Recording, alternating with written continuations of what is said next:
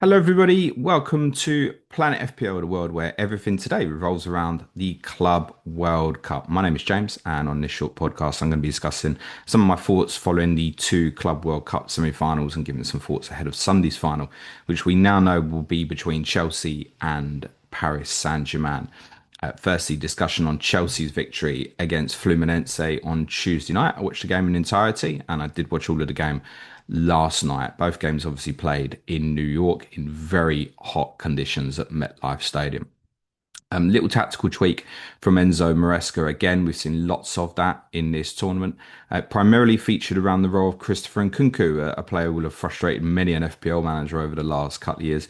He had a really important role in this game, and I wonder if he's still got a future at Chelsea. I think many of us thought he would probably move on this summer, but he's actually fulfilled multiple different roles in this competition for Chelsea, and they may still see some value in holding him. I think many of us have seen Joao Pedro as a replacement for Nkunku, but they both played in this game. Joao Pedro played as the nine.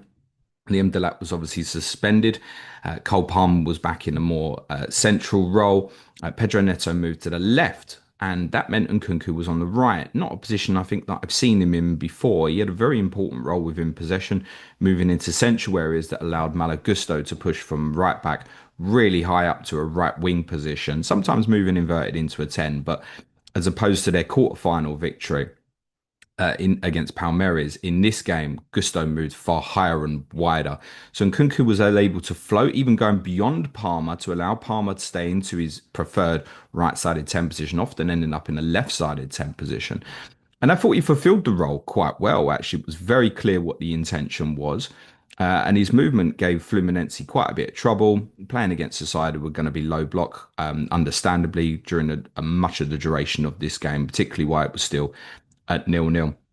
And Maresca's ability to adapt and show different movements within his structure is really important. One of the things that I think Chelsea benefited more in this game as well, as opposed to the quarterfinal, was more of a double pivot in midfield when building possession. And I just felt it allowed Chelsea to get out a bit easier.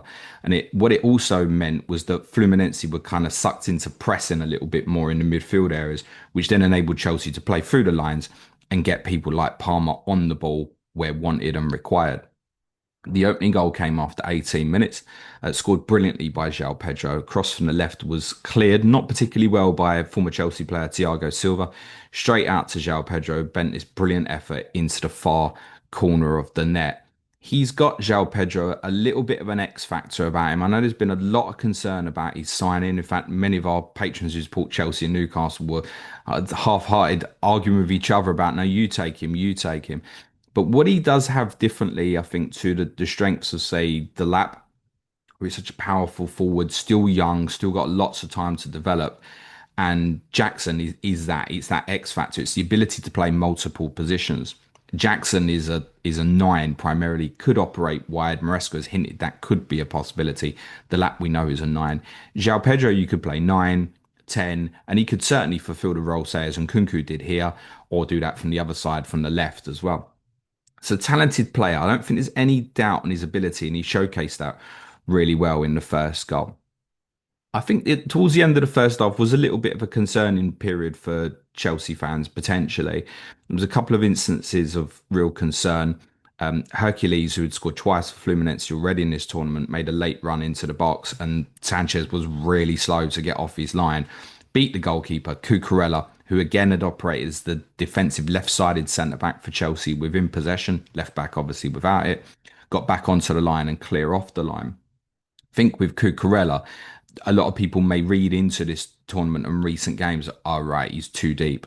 But even within this game, he was able to push on from left-sided centre-back and push on and join higher when Fluminense were really deep. He did have a shot from the edge of the box in the second half. So we're still able to push on from that position, but not perhaps the box crashing element of player that we would perhaps want from a fantasy perspective. I think he's a player we're really keen to see what sort of price he'll come in at. Most think 5.5. I think 6 million would potentially even be justifiable for him. No, James, stop talking about pricing players up. I think if Cucurella becomes a box crasher from left back for Chelsea, you'd want him in at that higher price. He would be worth paying more than even Chelsea's 4.5 defenders. Much on that, I think, depends on something I discussed on a previous podcast about possibly, and there's not been many links, Chelsea looking to add another left-sided defender, as that could enable them to still leave Levi Colwill, who I think is probably their best centre back and was suspended for this one, as the central of the back three. Maresca really needs a left-sided player, comfortable on his left foot to play left-sided centre back. I knew going into this the one with Colwill suspended, Cucurella was going to have to play that deeper role again, and it doesn't necessarily mean it will be the case when we restart the Premier League season. And again, Maresca has shown plenty of adaptability in terms of his moving parts, where he's trying to almost look for the 12th man, I call it, when you're moving a player from a said position, such as fullback, into midfield, or even in Chelsea's case, quite often, extreme high positions where they're joining essentially an attacking top line of five. And it was more that in this one, as said, because Chelsea were trying to build with Enzo Fernandez a little bit deeper and linking a little bit in with Moises Caicedo. Fernandez, of course, still more than capable of joining in. It was also a scary moment for Chelsea with a penalty decision that was given against Trevor Chalobah, not the first handball decision that's been given against them in this tournament. It's an interesting one because the ball gets flighted in from a dead ball situation from the left. There's a little flick on and Chalobah's arms are by his side. But the little flick on, I think, gives indecisiveness in terms of whether he's able to get his arm out the way or not. I think if the ball had not had the flick on, you'd say, well, Chalobah's seen that coming from 20 yards away. He should be able to get his hand out the way. I think the little flick on meant it was quite late for him to react. I can understand why the referee gave the decision, because from him and looking at it almost side on in line with Chalobah, he'll just see, it's difficult to probably tell if the arm is away from the body or not. Think about it. The referee's to the side of Chalobah looking at it side on. So where we're looking at it from the side of the pitch, and even on obviously several replays, you can see his arm is by his side. If you're looking side on, that's not clear how far away the arm will be away from the body. I think I was a little bit surprised that it was overturned, though, just in the sense that I think in UEFA and world competitions, we're far more familiar with greater strictness in terms of handball decisions. I don't think many of us want that to be a penalty. I don't think it's intentional. I think importantly as well, it didn't stop a clear opportunity at goal in terms of someone behind him was about to shoot or the ball wasn't heading towards the goal. So I think the right decision not to give the penalty. Interesting moment at half time as well, where Tosin Adarabioyo was stopped for an interview. And I mention this because this is something we may see more of in the Premier League next year. It's being said that there will be interviews potentially with players who are substituted during the game. This was an interview at half time and it was somewhat awkward. And if it was a sort of interview after the game, you'd go, come on, mate, talk a little bit more. You kind of give them really blunt answers. It was fairly obvious that he wanted to get back in the dressing room with the rest of his teammates and get on with the team talk. Seems a little inappropriate to me. It was also awkward for the interviewer who's asking Adarabioyo questions and he's pretty much giving answers in a maximum sort of like 4 or 5 words because he knows it's not going to be a one question interview. He knows the interview's probably got sort of 3 or 4 questions lined up and he's just giving 4 or 5 word answers. And as the interviewer says, like, thanks, he's off. He can't wait to go away. But it's completely understandable. He's in game zone, not in interview process. I can't see how this interview thing will take off. And that's something me and Clayton have discussed in the past. He thinks innovations, he's younger, he's more open to it than I am. I think it's daft as hell, personally. I get it with the manager a little bit. If the team talks over and the manager's perhaps going out and the players have already gone out, I can understand that a little bit. Players have got to get back in with their team, right? It doesn't make sense to me. Any case, Joao Pedro put this beyond doubt with a brilliant second goal that came from a fast Chelsea counter-attack. And that's kind of been a feature of many of their games because a lot of the teams they've played against have played, I would say, quite defensive football, been quite low block against them. Flamengo kind of a real exception in terms of their pressing in that second group match. But a lot of the teams they've faced against have obviously allowed Chelsea to play. And one real criticism of Maresca ball, if you will, is that Chelsea can be quite pedestrian and slow in taking the kind of final action when they get in the final third. This is where I think Pedro Neto is particularly important for Chelsea as well, and perhaps why we've seen him feature so heavily and do really well in this tournament, is that he has greater directness than other Chelsea players when he gets. When I think of Neto at his best, he does have the ability to take people, and he had one brilliant dribble actually in the first half. But I think of that directness in terms of open space because he's got absolutely blistering pace. And him on transition is such a threat. And if Chelsea can utilise that better, they'll be more impactful at the top third of the pitch. So I think Neto is someone we can probably expect to be very heavily involved with Chelsea next year, particularly with these continued links of obviously Noni Madueke potentially going to Arsenal. This counter attack happened where Cole Palmer tried to break away. There was a bit of a turnover. Enzo Fernandez got on the end of it and sent Pedro away. And I have to say, when he cut inside, I did think he would score. And that's a sign of a player. But difference with Jackson, I think we'll come back onto him in a second, that you wouldn't fancy him in that moment. Joao Pedro, when he stepped inside, I think, game over here. He's going to finish this. And the goal also came back as a consequence. I think something Chelsea were very, very aware of. We've seen a lot of teams play with midfielders in deeper roles in this tournament. I think of Pedro Neves. Is it Pedro Neves?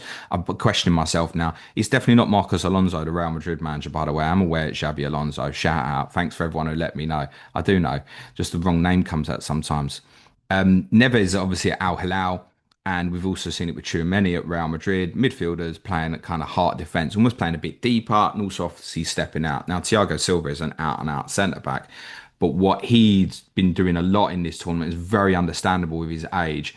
He's obviously deeper. If you look back at the high range angle of the goal, he's so much deeper that the potential for his wide centre back to try and play offside when there's a moment where the turnover might happen is impossible because Silva's so much deeper. And he, by the way, is one of the best defenders I've seen play in the Premier League. I know it was right towards the end of his career. I know he had a couple of difficult moments in his first couple of games for Chelsea. Absolutely outstanding. I truly realised how good he was when I watched him in a game that Chelsea won at White Hart Lane 3-0. Harry Kane never had a kick against him, basically. Just so controlled, so composed, gets his body in the right way, positioned well, good on the ball, outstanding centre back. Obviously, towards the end of his career now, and just little things like just going so much deeper here, he's a protection for himself, I think. And João Pedro was able to take complete advantage of this. Interestingly, after the game, Maresca spoke about João Pedro, and if I noted, he's kind of like, he scored twice. Press Twitter and like, yeah, get him in your FPL team. What price is he going to be? I don't think it's like an auto starter. I'd be very surprised now if he didn't start the final, despite obviously Delap being available again after suspension.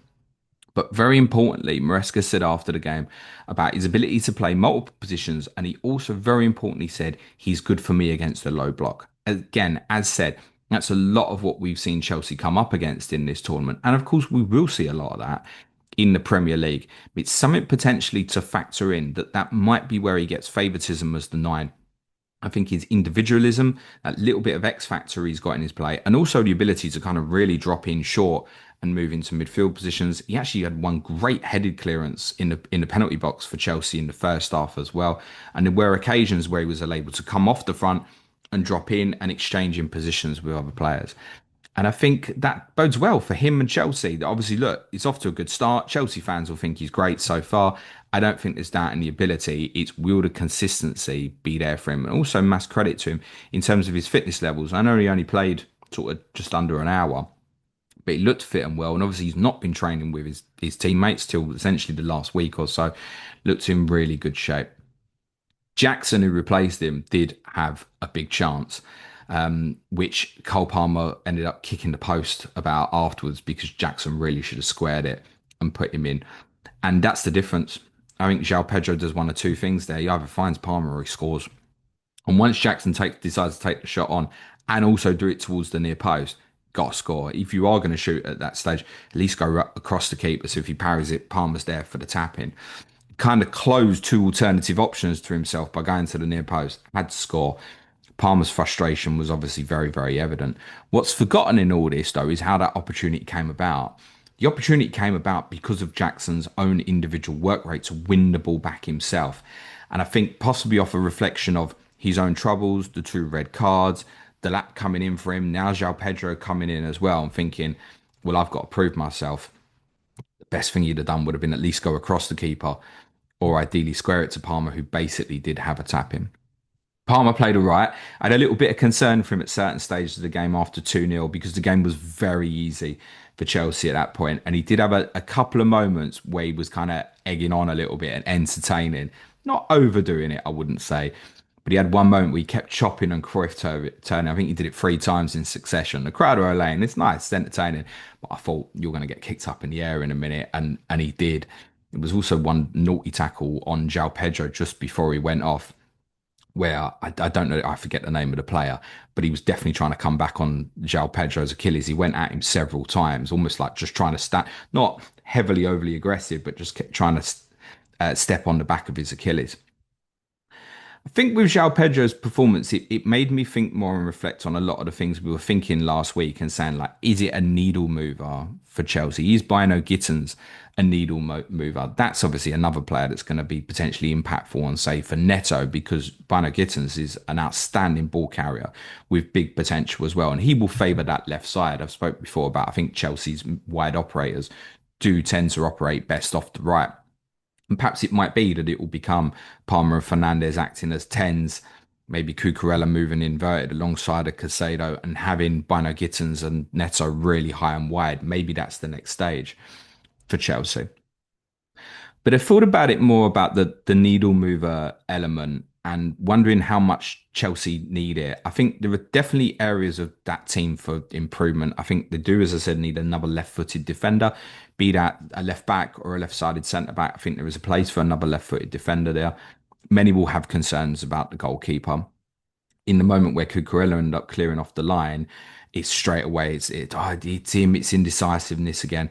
Robert Sanchez, in my opinion, is an absolutely fine goalkeeper, but he's not a top goalkeeper. And I don't foresee Chelsea winning a title, for example, with him in the team. Now, they might end up winning this cup competition with him in goal. But I think at some point, that's obviously going to get looked at. And I know there's been links with Mike Mannion, who's got 1 year left on his contract. I think would be an upgrade, certainly in my opinion. It seems Chelsea don't want to pay above what Milan's request is for a transfer fee. Yet other times it feels like they do. It's a strange one. They possibly feel like they need to move other goalkeepers on. George Petrovic heavily linked with Bournemouth yesterday. So there's a few positions, and I think many of us are looking at thinking Chelsea need like the needle mover. But I think when I look at, say, Palmer, Casado, Fernandez, there's obviously been heavy investment there. Palmer, not so much, but obviously has gone on to show what he's capable of, and I guess would be £100 million player now. How did Chelsea get the needle movers in now and still keep the squad quite happy? Because one of the things I think is notable about them is often they make substitutes and it doesn't feel like they're hugely impacting the quality of the team. When you look at, say, Paris Saint-Germain, they've obviously good strength in depth as well, but it's very clear what the best 11 is. That's not quite so clear for Chelsea at the moment, bar sort of a handful of players. I think Colwell, those midfield operators that I've mentioned. Maybe Chelsea don't need it quite so much. The depth is obviously there, but that said, if you look at their bench for this game against Fluminense, you'd say, well, there's still room to improve that. That said, a lot of players absent. For example, Delap, Romeo Lavia unavailable and unfortunately keeps having injury problems. 3 centre backs unavailable. Colwell suspended. Obviously, Benoit Badiashile, and also Wesley Fofana gets forgotten about as well. Interesting period for Chelsea. See if they try and add more. Many of you may be aware they were given a fine by UEFA last Friday. That means essentially to register new players, they're probably going to have to make a little bit of money in terms of incoming. I don't know quite how it works in terms of the amortization of transfers for the players they're buying versus being able to book certain amounts of money onto their books for the players they sell. But Madueke looks like he will probably move to Arsenal as it stands. Now, I wouldn't be surprised if Jackson's moved on either, particularly with this start for Joao Pedro. Malo Gusto admitted it was hard to breathe during the game. It's going to be 27 degrees on Sunday for that final against Paris Saint-Germain. I would suggest they will find breathing even harder in that game. Word on Fluminense, who did really well to get to this stage. Plenty will be said about them and Chelsea in terms of the draw opening up for both of them to reach this stage. Make no mistake, if Chelsea do win the final on Sunday, they will deserve to win the competition. Definitely it has opened up for them. For example, I think that the team that beat Chelsea in the group stage, Flamengo, is the strongest Brazilian side. They obviously went into the side of the draw despite winning the group. That meant they walked into Bayern Munich in the last 16 and would have walked into Paris Saint-Germain in the quarterfinal as well. They were very unfortunate in that sense. And I think had they ironically lost to Chelsea and it panned out that they'd have been on that side of the draw, I wouldn't be surprised if we were looking at them potentially in this final because I think that they were the strongest of the Brazilian sides in the tournament and probably the strongest, obviously, therefore, overall outside of Europe. Al Hilal didn't follow up on that big victory against Manchester City when obviously they were beaten by Fluminense in the quarterfinal. Decent side, got some good players. John Arias has obviously really stood out. Colombian player, he's been mentioned several times over. Was a little link yesterday to him potentially moving to Wolves, by the way. The second semi-final was won handsomely by Paris Saint-Germain. And I couldn't really foresee them not winning, but I didn't think they'd win to quite this extent. When I saw the Madrid team, it did a jolt a little bit because I thought, well, they're going to either have a real go here or they're going to be in massive trouble. And unfortunately for them, it turned out to be the latter. No Trent Alexander-Arnold for Real Madrid, who picked up an issue in training on Tuesday. That meant that Fede Valverde played right back, and I think that was really problematic for Madrid because Valverde is really good in terms of his off the ball work, both offensively and defensively. I think he's going to take over the captaincy now for Madrid. Really reliable player, missed him in midfield in terms of his discipline and, as said, his ability off the ball. Xavi Alonso lined Madrid up in essentially a 4-3-3. Times looked like a 4-3-1-2. Very narrow. It felt to me like in defensive phases when they were blocked into their own half that there was a structure that they'd worked on in terms of positioning. Once something stepped out of it, they were in massive problems. They couldn't press properly. So they lined up with Tchouaméni in front of the two centre backs, Rudiger and Asensio. Obviously, Valverde right back, Fran Garcia left back, Tchouaméni with Bellingham and Arda Güler either side. Now, those two players can certainly operate in those roles, and they've played deeper roles during this tournament. But you're going to have a lot of work off the ball. I was really surprised with the front three selection. I spoke on the last podcast on Monday about the idea that maybe Mbappe or Vinicius Junior might not start this particular fixture. When I saw both of them starting with Gonzalo Garcia, I was really worried for them in terms of how they would press as an operation at the top end and get their first line beaten really quickly. I didn't know what it would mean. Garcia ended up playing to the right hand side a lot. It felt like he was kind of shoehorned into play as a reward for what he'd done so far in this tournament. His reward for me would have been staying where he'd been playing in the previous games. And I think there's lessons that Xabi Alonso will certainly learn from this. What there's no question about Xabi Alonso is that we've already seen in this tournament his ability to adapt tactically. He can play multiple different systems, formations. We've seen tweaks, particularly such as, say, Tchouaméni against Juventus, which really tilted the game back in Real Madrid's favour. And I spoke on Monday about the ethos and the importance about, I think Alonso really wants to get a team ethic in this team. There's too much individualism in this team at the moment for that to operate and work. It's going to be quite a slow process, I think. Ousmane Dembele came in for the unfortunate Bradley Barcola for Paris Saint-Germain, who looked very lively again when he came on. Beraldo stood in at centre-back for the suspended William Pacho. Beraldo was excellent, almost unnoticeable, completely unfussy, really comfortable throughout the game, made a couple of really important blocks in the second half as well.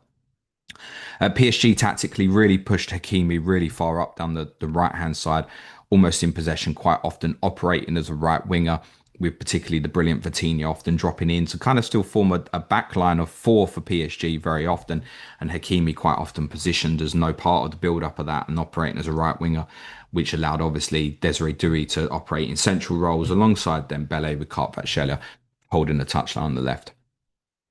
There was an early save from Courtois, from Fabian Ruiz, who had a bent effort from the edge of the box. And then straight afterwards, an incredible stop from Dembele when the ball came across the box. I don't know if a replay of that was even shown because PSG took the lead minutes later. Ruiz scoring after Dembele had nipped around Tchouaméni to dispossess Raul Asensio, who took a heavy touch and had lost concentration or thought about what he was going to do next. And Dembele had appeared. I think his eye line, Asensio's eye line of Dembele might have been blocked by it. He was around Tchouaméni. If you look at it back, he arcs his run around Tchouaméni. It's really clever from Dembele, and then he's in. And their work rate at the top end of the pitch, we've spoken about it previously, is outstanding. He's nipped in. It was probably a penalty. It didn't matter. Ruiz tapped into an empty net anyway after Courtois fouled Dembele. Second goal comes moments later, another comedy moment. Asensio's made a cock up. Now Antonio Rudiger the next to make a cock up. So Jude Bellingham had tracked back really well. One possession back for Madrid, played it back to Rudiger. And I'm not sure if he's trying to play sideways or if he's trying to play back to Courtois. It's not too clear. But as he tries to kick the ball with his right foot, we've seen this before. He's ended up taking an air shot because the ball just deviates and moves off his standing left foot as he goes to kick the ball. So then it moves past him. He ends up kicking thin air, and Dembele's there again, boom, and he's off. And as he's going through, again, a little bit like with Joao Pedro, really fancied him to finish. It's that lovely little bent finish into the corner. 2-0, 9 minutes gone. Wow. And Madrid had their own kind of dangerous attacks in this period as well. It did feel with the lineup, I felt it was almost like, are Madrid going to try and outshoot PSG here in terms of their individualism that they've got? And there's no doubt when you've got the quality of players like Mbappe, Vinicius Junior, Bellingham, etc., that these guys can win a game of football, any game of football, at a particular moment. But at this point, this felt like game over.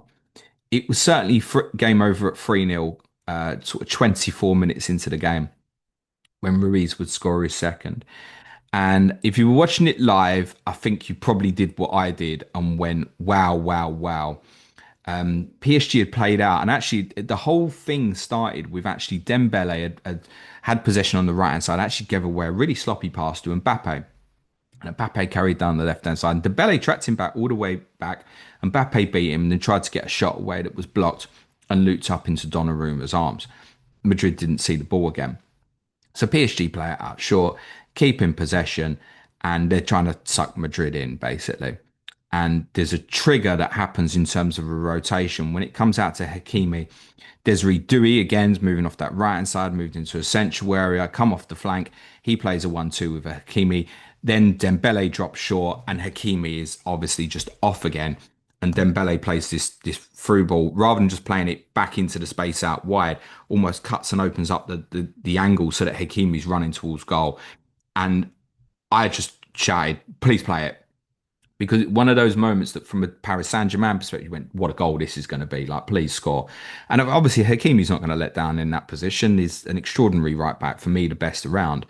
Plays in Fabian Ruiz, who kind of ends up taking probably not the best touch, recomposes himself, finds the corner. Outstanding goal from Paris Saint-Germain's perspective. But from Madrid, awful. They just didn't have the team quality to go and press together in a unit. And once one part had gone wrong, it all fell apart like a pack of cards for them. And they were getting done over so badly in wide areas. As I said, I think they were trying to operate in this 4-3-3, zonally off the ball, staying narrow and allowing PSG to have the ball in wide areas. But when they went and pressed higher up the pitch, PSG was so good. And we talk so much with PSG about that, the short, intricate passing, the ball domination. They're happy to go direct, as I spoke about in the game against Bayern Munich.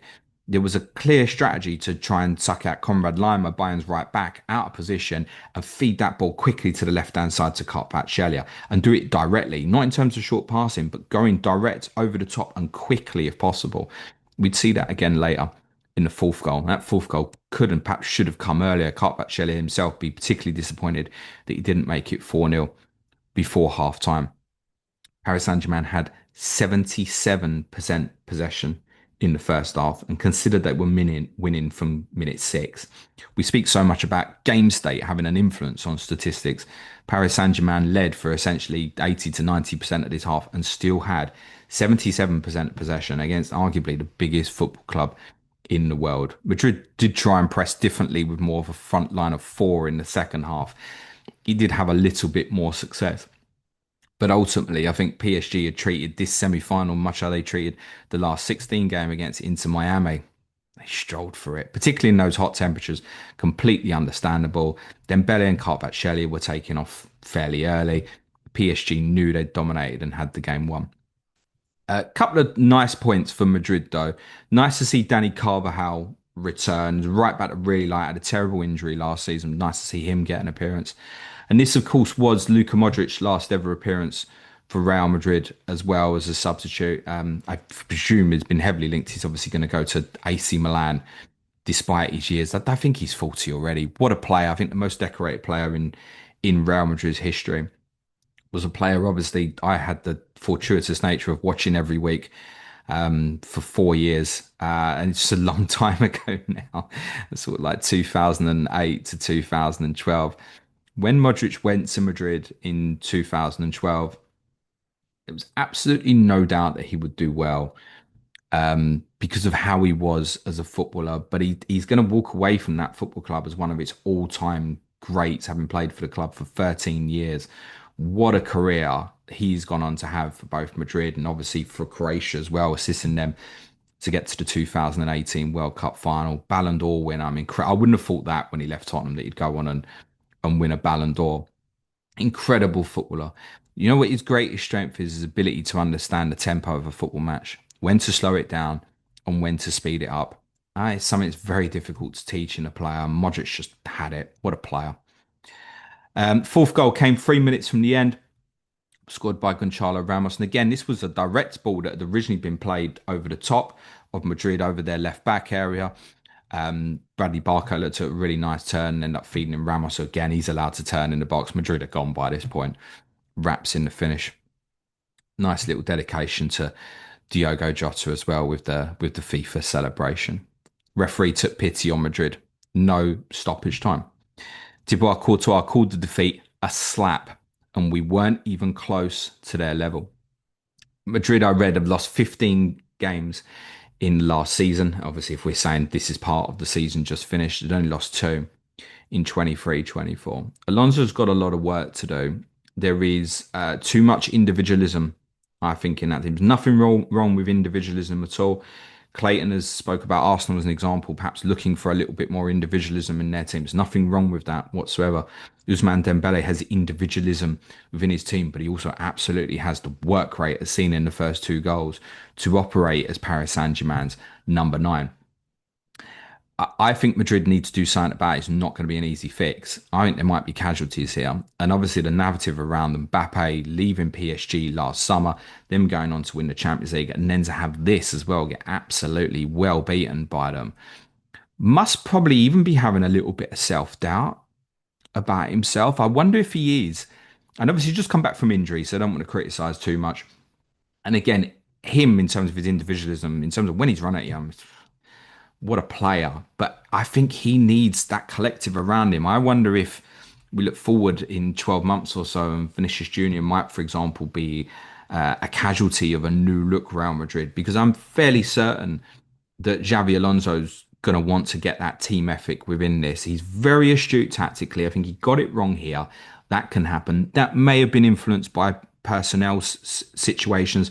I don't. I think, as I said, helped by maybe one of those front three wouldn't have played if Trent had been fit and Valverde would have played in midfield, for example. So I understand some of his hands were tied here a little bit, but he's going to want to get way more of a team ethic out of that team. And I think they're going to struggle. They're well off at the moment, absolutely well off of Paris Saint-Germain. And with them, I reflected on the game last night and you almost look at how did they improve? And that's weird, right? Because if Mbappe was at PSG, you'd go, well, Mbappe, you find a place for him, right? But they are a better team without him. It's not to say Mbappe wouldn't get in the Paris Saint-Germain team, but he would need to show the same work rate that these others are definitively showing. I've spoken about this a few times. Many of you will have seen that piece with Enrique and Mbappe. Looks like it's happening in like a cinema room where Enrique is showing Mbappe footage back just before he's about to leave PSG and shows him that what's required of him in terms of off the ball in his final months before he leaves the club. It's clearly not the best feature of Mbappe's game off the ball. When you have a player that good, you clearly want to integrate it into your team. PSG are better without it. They're better without Messi. It would be the same case if Messi was there. They're better off without Neymar as well. They have moved away to this team ethic and it's done extraordinarily well. The makeup of this team is still so young as well. Like Joao Neves, Vitinha, the young, the fullbacks. We've got the best fullback pairing in the world for me. Hakimi is clearly the best right back, in my opinion. I think Nuno Mendes had an incredible 12 months. Would rightly be in the conversation as best left back. I think Marquinhos is an outstanding centre back. William Pacho stepped up really well. Again, Beraldo stepped into this game, not a problem. Donnarumma at the most important moments has done really well for them, particularly obviously in the Champions League run. We know they've been linked with Ilya Zabani from Bournemouth. I don't see how he gets in this team. But maybe that's the next step for PSG is making sure that they've got the squad depth so that if they did lose Marquinhos through injury for a month or two or something, that they would have a ready-made replacement like Beraldo obviously looked really good in this game. And it might be similar for them in terms of their midfield as well. But you look at someone like Warren Zaire-Emery. He's still so young. He's still a teenager. That ability to develop, the way they play in midfield, the fluidity of movement, the rotations, they are unquestionably the best team in the world. And I know Infantino said before the tournament that we will rightfully crown the true world champions in this tournament. Listen, Chelsea could beat PSG in a football match on Sunday, and they will have every right to gloat about it and call themselves the world champions, etc. There is no doubt that PSG are the best team in the world at the moment. They lost to Botafogo in a group game. That's the sort of team that they're going to struggle against most, not this Madrid team with its individualism. My team's obviously going to play PSG in the Super Cup final in August in Udine, and we probably got no chance unless we do what Botafogo did and just say, have it. And hope that you don't give them the space in and you limit them to opportunities. And then when you have your own, you've just got to take advantage of that so much. I'm really intrigued to see how Maresca sets up on Sunday because if you get that press wrong against PSG, it's over. They are so ruthless. And they've got so much quality at the top end as well. Kvaratskhelia and Doué in wide areas are extraordinary. Doué's already showing this ability to go and play multiple different positions. Kvaratskhelia is a great 1v1 dribbler. And again, he has that work ethic to go backwards. He cheats, by the way, like he did in the Bayern Munich game. When we say cheating, I mean, he's not necessarily tracking back, but I think it's under instruction. When he's chasing after someone, he'll go all the way if necessary.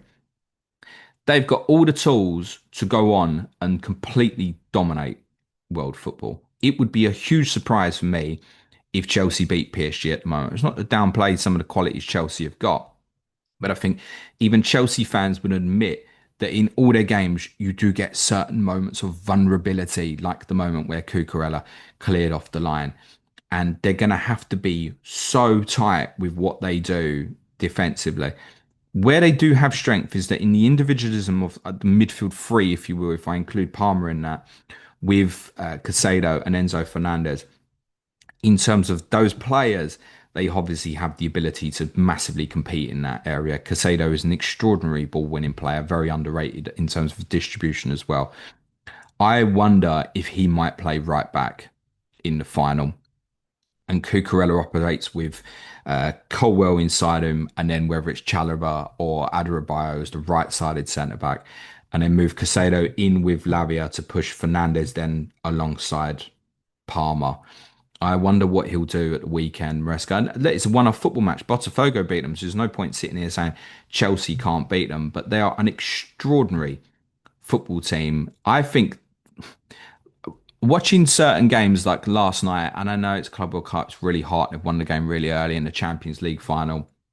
The performances against Liverpool in the last 16 was so outstanding that this is the best team I've seen for quite some time, I think. And I think we've had some good phases of some really strong teams over recently. You think of in terms of dominant teams like Man City with a treble win in 2023.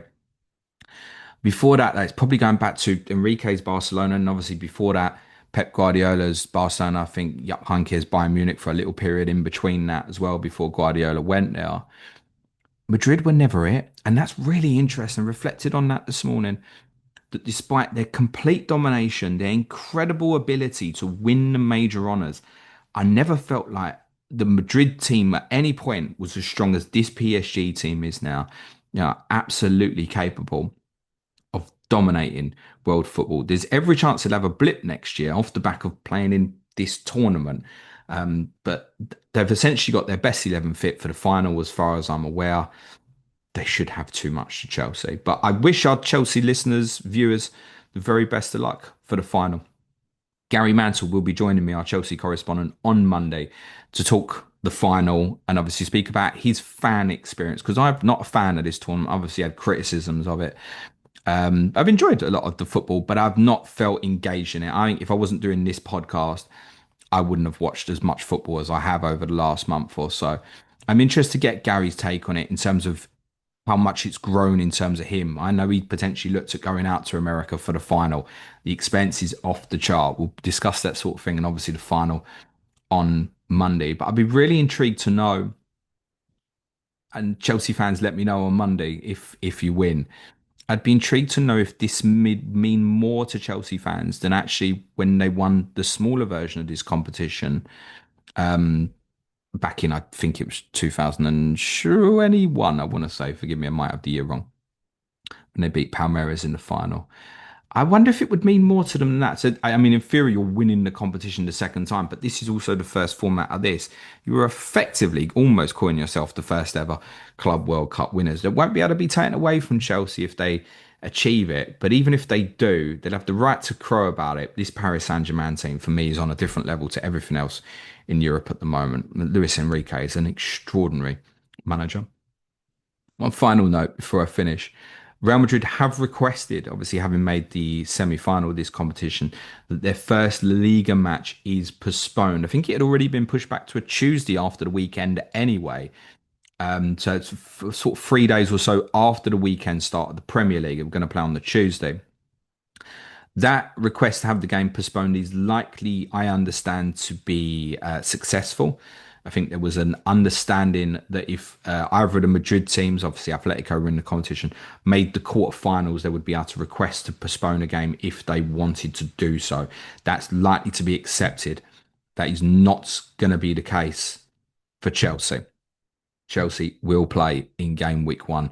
I think it's an understanding, as I'd said previously on a couple of other bits of content, that the rest of the Premier League are very much looking at it and going, you are being compensated very heavily for your involvement in this tournament. It's a little bit your problem. Chelsea are going to earn sort of a close to $1 million through the course of this tournament. So, healthy help to their bank balance, particularly when UEFA are offering out fines to them as they did last week as well.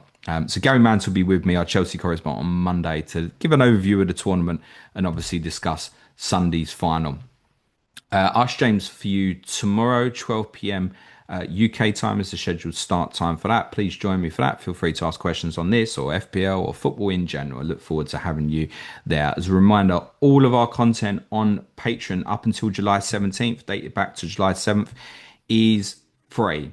It's available to free members this month. If you want to support the shows, 18 bits of content will be available, includes several brilliant podcasts with our patrons this week on some really important topics. If you can support the show, www.patreon.com/planetfpl. Sign up for free and you'll have access to the content up until July 17th before we take a little bit of a break from content. But just leaves me to say to everyone watching on YouTube, smash a like, hit the sub button. For those on socials, a like and a share goes a really long way as well. For the audio listeners, so too does a 5-star review. And for you, cue music, please, man child.